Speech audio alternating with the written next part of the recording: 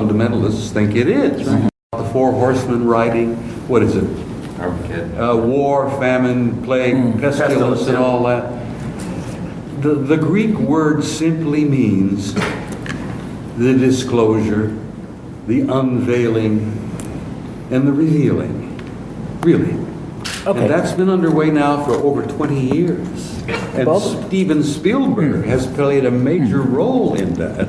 Absolutely. With his movies and that TV special he did, which was dynamite, really. Was it Taken? Taken. Yeah. Taken. That was so filled with real truth Yes. that Yeah. I would like for them to run it again, and Yeah, maybe they will. absolutely. But you're in the midst of Yeah. disclosure, my friends, and it's happening right around you every day. Bob, I want to ask I don't Michael think Sala anyone wants to would jump in. disagree with that. Michael wants to jump in. I think we'd all agree that we are part of disclosure. Michael wants to jump in. But Stephen was supposed to have a chance. Okay, go ahead. No. Michael can jump in No, he anytime he wants. wasn't. I always defer to Michael. That way I keep getting asked back to Hawaii for his Absolutely. conference. Yes. Okay, I'm deferring to Michael.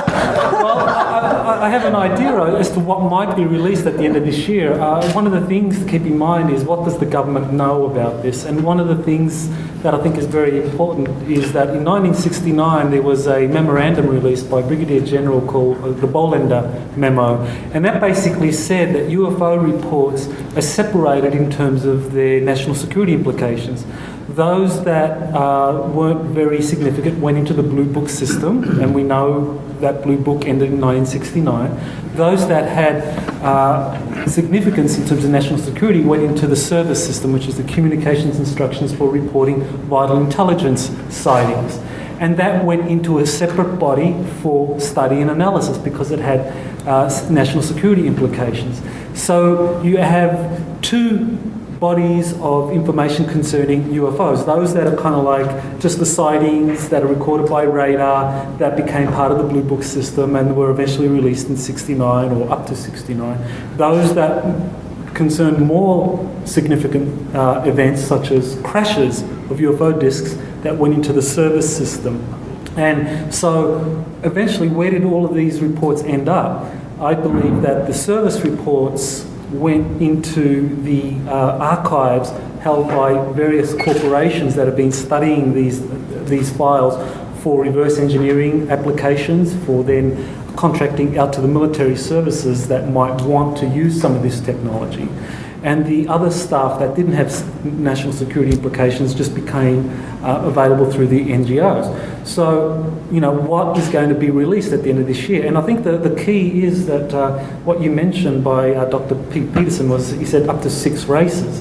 Well, if you have kind of memory as to, you know, who's talked about up to 6 races? Well, in 1977, there was a congressional research study done that was exploring the question of UFOs, what's out there. And this was it was President Carter who asked for this to be conducted because he asked the CIA to be briefed on UFOs and he was told no. Bush said no to him. So he couldn't get his hands into what was actually in the archives. He couldn't find out, but he asked the Congressional Research Study to go out and do a study on this. And this was done by Marcia Smith, who was a senior congressional investigator, the science investigator, and she went out and she came up with a report that between 2 to 6 extraterrestrial civilizations have been visiting the Earth, and that report was not compartmentalized. You know, that was something that Danny Sheehan says he has a copy of that. He's never released it, but he has a copy of that. So I think if Peterson is correct that towards the end of this year we're going to have a disclosure. I think what that could be would be something like Obama ordering the Congressional Research Service to make this document publicly available, so you'll have a Congressional Research Study becoming available saying that up to 6 extraterrestrial races are visiting us. Is it possible that the ETs could force our hands by making appearances that would require that there to be a governmental response? It's possible, but it would not be a good thing. It wouldn't be a good thing. No. Why is that? Well, there's basically two, by the way, there's a number of things I'd like to comment on at some point. Yeah, no, I think... Go for it. Whatever. Go for it. There's 2 basic kinds of disclosure, okay?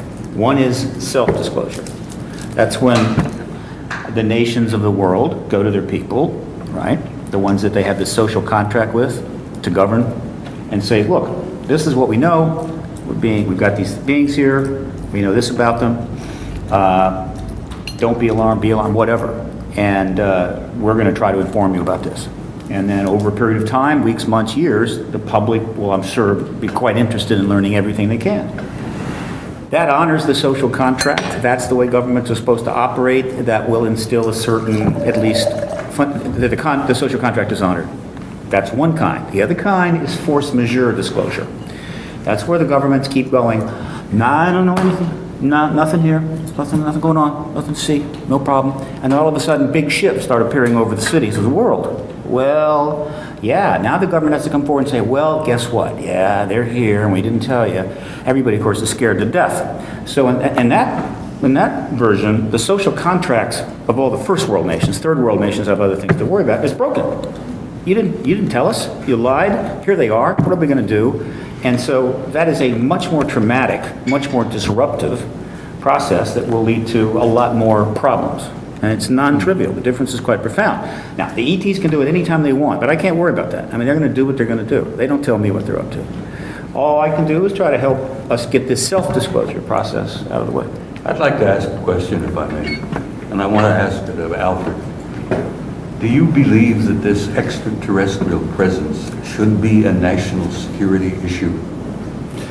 Well, I believe yes and no. The yes part is, as researchers, we have come across the fact that de facto it is the extraterrestrial presence has been handled since at least the 50s on a national security level. For example, I work with a researcher, Andrew Bashago, who, in the company of his father, who was a CIA official, in 1981, at an Air Force base at Wright Air Force Base in New Jersey, had a meeting with 3 Martian astronauts from the intelligent civilization that lives under the surface of Mars. Now, they were there on a visit, on a coordinating visit with the Central Intelligence Agency, which means that, if this version is true, since at least 1971, just that data point alone, the U.S. Central Intelligence Agency and perhaps other intelligence agencies have some sort of a strategic alliance within our solar system. Now, that may be a legitimate matter of national security, but now we have a whistleblower coming forth who is alleging this and who has a lot of data to back it up. So that may be a disclosure. The issue of the U.S. presence on Mars, I mean, Mr. Bashago in 1981 went to Mars via teleportation from a CIA teleportation launch room in El Segundo, California, in the company of then CIA agent Courtney Hunt. These are all actual names. And Virginia Olds, a lifetime CIA employee, called him in January of '09 to confirm that the CIA knows that there is an intelligent civilization under the surface of Mars. She said 1 million. I have no idea whether that is effective or not. So the ship is leaking. Yeah. And that, whatever the matter of national security was in 1971 that caused these astronauts to come and have their liaison meeting, those matters should become public. And if there is an Obama announcement, I mean, I'm just saying this from a particular view, that our organization is pressing Obama to disclose the U.S. presence on Mars and to disclose the strategic alliance that it has with